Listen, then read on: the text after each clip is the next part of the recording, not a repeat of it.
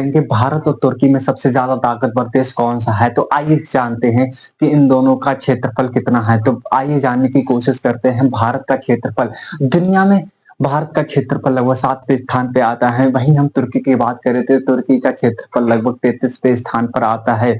वहीं हम जनसंख्या की बात करते हैं कि भारत की जनसंख्या कितनी है, तो भारत की जनसंख्या लगभग 140 करोड़ देखने को मिलती है, वहीं तुर्की की जनसंख्या हमें सिर्फ 13 करोड़ देखने को मिलती है। अगर हम सैनिकों की बात करें तो सैनिकों की संख्या भारत की बहुत ही ज़्यादा है।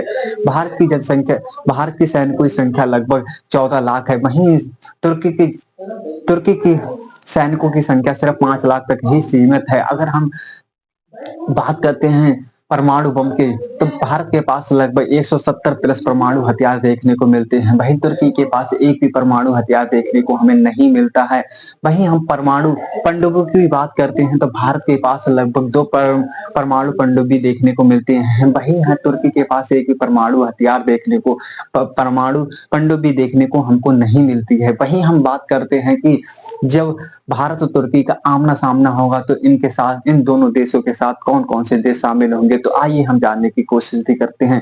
अगर भारत के साथ युद्ध में शामिल होने वाले देशों की सूची देखें तो हमें जापान, फ्रांस और इज़राइल जैसे देश देखने को मिलेंगे। वहीं हम तुर्की की बात करें तो चाइना, उसके साथ खड़ा होगा पाकिस्तान और बांग्लादेश जैसे देश तुर्की के साथ खड़े होंगे। आप सोचते होंगे मैंने रसिया का नाम क्यों नहीं लिया, भारत के साथ वो क्यों नहीं खड़ा हो सकता?